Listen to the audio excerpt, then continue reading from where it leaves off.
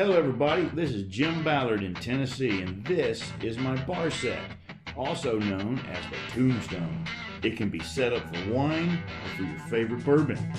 The wood is reclaimed and re-kilned oak Barnwood from Goodwood in Nashville. And this is how I made one. The first thing I needed to do was I needed to rough cut these 3-foot long pieces into 3 separate pieces. A piece for the top, a piece for the bottom, and then a miscellaneous piece to cut the smaller pieces. What holds the bottle, what holds the bottle stoppers, and the inside little corner braces. After I did all the layout, including the radiuses, everything, I was able to chop these into smaller pieces with a skill saw. At this point, I can start laying out for the bottle holders, 2-piece bottle holders, the bottle stopper holder, and the 2 inside corners, the little braces. I had these patterns, so I didn't have to reinvent the wheel, so I could just trace around this. I've made a few of these in the past. This particular set, I'm just making a total of 8. But I've got to get all these pieces marked out and got to start getting them cut on the bandsaw. And it takes a little bit of time to get all this out because I'm doing one operation for every single piece. Some of the radius pieces were too tight and I had to put those on a smaller bandsaw. When it came to the tops and the bottoms, it gives it its signature look. It looks kind of like a tombstone. I'm using a much larger bandsaw. Here I'm pre-drilling for a step bit. An electrical step bit. The angle and the steps are absolutely perfect for the bottle stoppers that I use from Woodcraft. At this point, I made the decision to go ahead and start prepping some of the leather strapping. This all came from an old lazy boy chair. Yeah, I don't throw out a whole lot of things that I think might could be used in the future. So once I had everything cut out to the widths and around 10.5 inches long, I needed to put a rivet in. To rivet, fold over through 2 rings. It's part of the little latching mechanism. I put this in a vise instead of using the conventional little hammer because to me it just does a much thorough job. Plus it leaves a little imprint, really cool imprint from the jaws of the vise. After all of that, it was time to take a rasp and start adding patina and roughness and wear to all the edges of the top and bottom before I assemble. I end up doing all the little small pieces separately, but this guy, it's just easier to hold, take care of. I can really take each piece into consideration of what it's looking like because I've already previously picked the best faces, wanting to make sure that certain knots were in certain places, and it was just orientated. But it's very important, again, I'll say this again, you've got to keep everything together because it's not a waterfall, but it in fact, the grain lines back up when they're put together. It's just a nice little touch to it. I start off with putting the bottom attaching to the top with some deck screws, and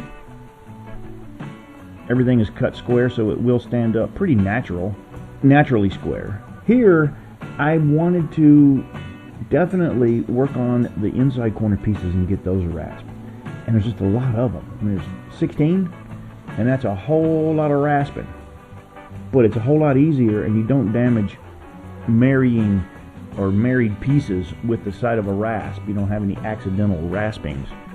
So after all of that, I start putting in these little corner braces and screw from the bottom, screw from the top, screw from the top. Now I screw from the bottom and from the back side, countersinking everything, just real nice looking screws.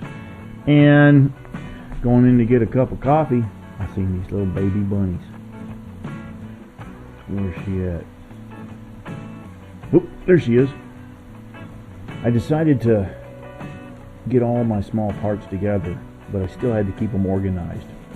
The rasping of each one of the pieces is also important here so as not to damage any of the adjacent pieces it might be fastened to.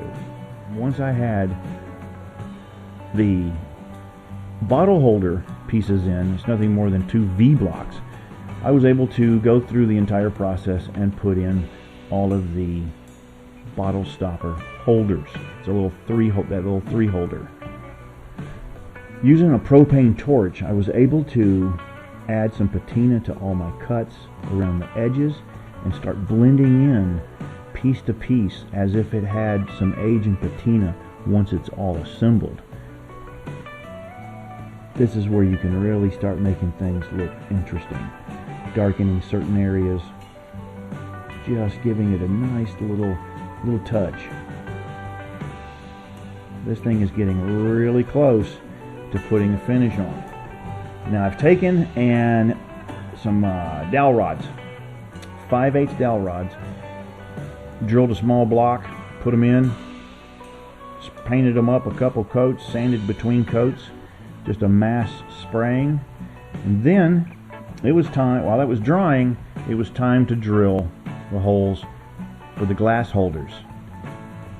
And you can see the angled platform I have. It gives me a consistent angle for these glass holders to be pitched up. And I had a little marking board to make sure that everything was staying consistently at 2 1/8 inch wide, or center to center. And now it was time to get those from outside that are dried, cut those with the bandsaw, put them on a sander and roll the edges until I had a nice clean edge on the top.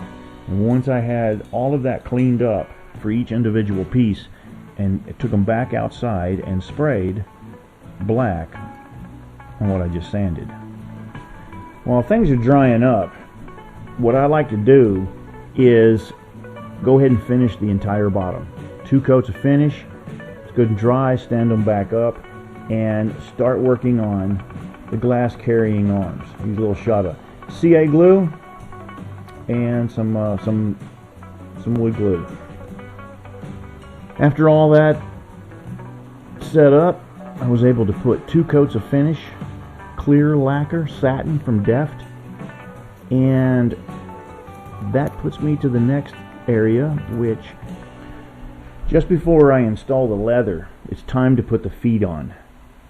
Once I have all the feet on, I have to start taking the bottle holders off one by one, marking it top and bottom, making sure I keep up with all its locations for the screws to go back in the exact same holes.